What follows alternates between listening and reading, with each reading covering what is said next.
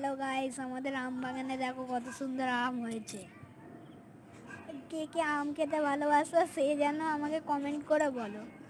আমার চ্যানেলটা like subscribe করে দিও। Thank you.